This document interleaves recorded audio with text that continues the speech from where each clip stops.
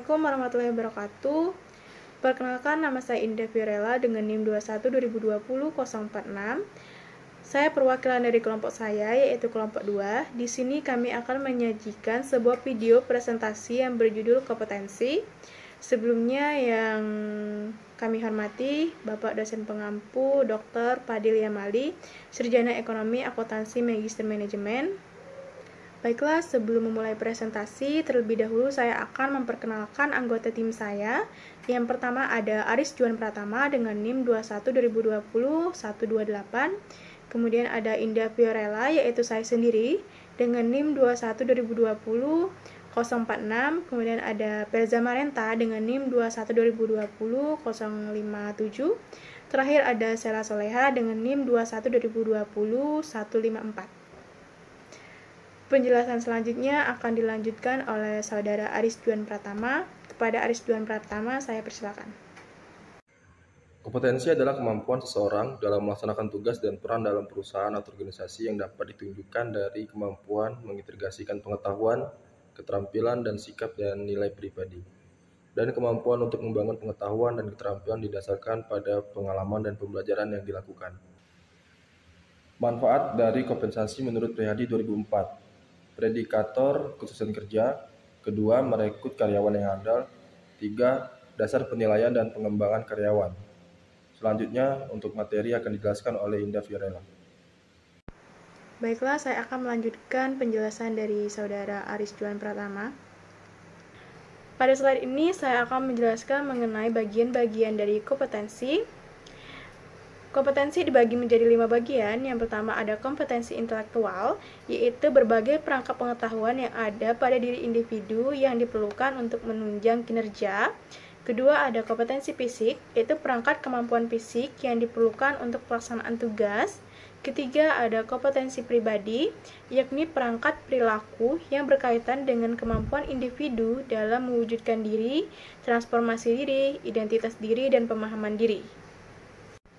Selanjutnya, keempat ada kompetensi sosial, yaitu perangkat perilaku tertentu yang merupakan dasar dari pemahaman diri sebagai bagian yang tidak terpisah dari lingkungan sosial.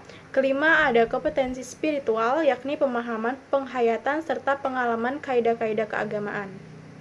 Selanjutnya, pada slide ini saya akan menjelaskan mengenai faktor-faktor yang mempengaruhi kompetensi. Faktor-faktor tersebut terdiri dari pertama, ada keyakinan dan nilai-nilai, kedua ada keterampilan, ketiga ada pengalaman, keempat ada karakteristik, kelima ada motivasi, keenam ada emosional, ketujuh ada intelektual, dan terakhir ada budaya organisasi. Terima kasih. Baiklah, saya akan melanjutkan materi dari Saudari Indah mengenai aspek kompetensi. Dalam kompetensi itu terdiri dari berbagai aspek penting yang harus dimiliki oleh setiap karyawan. Di dalam beberapa penelitian, aspek ini merupakan indikator atau dimensi dalam kompetensi. Menurut Gordon dalam buku Edi Sutrisno tahun 2009 menjelaskan beberapa aspek yang terkandung dalam konsep kompetensi, yaitu pertama, pengetahuan atau knowledge, yang kedua, pemahaman atau understanding, yang ketiga, keterampilan atau skill, yang keempat, nilai atau value, yang kelima, sikap atau attitude, dan yang keenam, minat atau interest. Baiklah, selanjutnya akan dilanjutkan oleh Saudari Pelza Marenta. Assalamualaikum warahmatullahi wabarakatuh. Perkenalkan, nama saya Pelza Marenta dan NIM 21-2020-057. Di sini saya akan melanjutkan materi dari Saudari Sela Soleha. Menurut Surya Dharma 2002 ayat 38 telah dikembangkan untuk meningkatkan tingkat kompetensi yang meliputi 1. Pengakuan, 2. Pemahaman, 3. Pengkajian, 4. Umpan balik, 5. Permohonan kerja. Mengatasi hambatan kompetensi. Michael Zwell dalam Wibowo 2007 ayat 131 menyebutkan bahwa adanya faktor-faktor yang dapat dipergunakan untuk memperbaiki kompetensi, yaitu sebagai berikut. 1. Mengalami kekurangan kompetisi. 2. Meningkatkan harapan. 3. Mengidentifikasi hambatan. 4. Memasukkan mekanisme dukungan. Baiklah, saya kembali. Baiklah, itulah presentasi dari kelompok kami. Selanjutnya, kami membuka sesi tanya jawab kepada kelompok lain yang ingin bertanya. Kami persilakan. Assalamualaikum Assalamualaikum warahmatullahi wabarakatuh.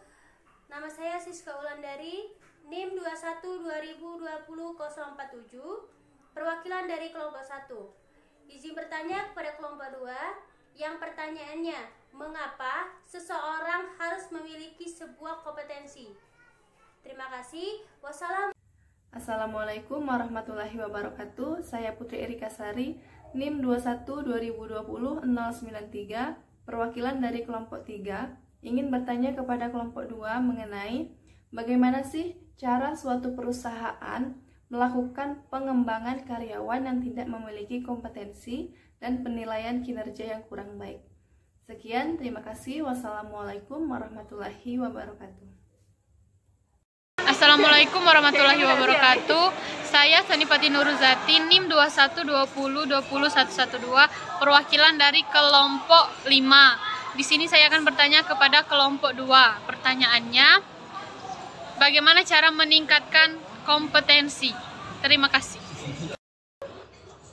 Assalamualaikum warahmatullahi wabarakatuh. Saya Fitri Ananda dengan NIM 21-2020-025. Saya mewakili kelompok 7, izin bertanya kepada kelompok 2. Pertanyaannya, menurut Anda apakah kompetensi menjadi salah satu faktor penentu dalam upaya untuk meningkatkan kinerja karyawan? Terima kasih. Baik, terima kasih kepada perwakilan-perwakilan dari kelompok lain yang telah bertanya. Selanjutnya, izinkan kelompok kami untuk menjawab pertanyaan-pertanyaan yang telah diajukan. Baiklah, saya Indah Pirela dengan NIM 21-2020-046. Di sini saya akan menjawab pertanyaan dari saudari Siska Wulandari dari kelompok 1. Yang pertanyaannya, mengapa seseorang harus memiliki kompetensi? Jawabannya, karena jika karyawan tidak memiliki kompetensi yang sangat penting dalam satu posisi, besar kemungkinan ia akan sulit menyelesaikan pekerjaannya dengan baik. Dengan adanya peningkatan kompetensi, kamu juga bisa bekerja dengan efektif karena sudah menguasai kemampuan yang diperlukan. Di sini saya akan menjawab pertanyaan dari saudara Renaldi. Pertanyaannya adalah bagaimana cara meningkatkan kompetensi? Cara meningkatkan kompetensi kerja ada beberapa macam. Yang pertama adalah pelatihan skill secara profesional. Kedua, job environment. Ketiga, studi banding. Keempat, promosi. Kelima, rotasi kerja. Keenam, membangun teamwork. Ketujuh, ciptakan lingkungan kerja yang menyenangkan. Kedelapan adalah lakukan kegiatan di luar prioritas. Itulah cara dari meningkatkan kompetensi kerja. Itulah. Baiklah, saya Pada Zamarenta dan NIM 21-2020-057. Di sini saya akan menjawab pertanyaan dari kelompok 3. Pertanyaannya, bagaimana cara perusahaan melakukan pengembangan karyawan yang tidak memiliki kompetensi dan penilaian kinerja yang kurang baik? Jawabannya, cara menangani karyawan yang memiliki kinerja rendah. 1. Berikan feedback yang jelas. 2. Tunjukkan perhatian perusahaan. 3. Cari tahu mengapa karyawan Anda menurun kinerjanya. 4. Ciptakan tujuan performa bersama. 5. Akui dan hargai setiap perbaikan. Baiklah, itu saja yang dapat saya sampaikan. Assalamualaikum warahmatullahi wabarakatuh. Perkenalkan, nama saya Sela Soleha dengan NIM 21-2020-154. Di sini saya akan menjawab pertanyaan dari kelompok 7. Pertanyaannya, menurut Anda, apakah kompetensi menjadi salah satu faktor penentu dalam upaya untuk meningkatkan kinerja karyawan? Jawabannya, berdasarkan dari hasil penelitian yang sudah dilakukan, mengatakan bahwa kompetensi kerja memiliki pengaruh yang positif dan signifikan terhadap kinerja karyawan. Hal ini berarti meningkatnya kompetensi kerja akan mempengaruhi tingkat kinerja karyawan pada perusahaan tersebut. Baiklah, dengan berakhirnya sesi tanya jawab, berakhir juga video presentasi dari kelompok kami. Saya sebagai perwakilan dari kelompok 2, mohon maaf apabila ada kekurangan ataupun salah kata. Dan semoga ilmu yang bisa kita dapatkan dari video ini bisa bermanfaat untuk kita semua. Saya akhiri, wabillahi taufiq wal hidayah. Wassalamualaikum warahmatullahi wabarakatuh.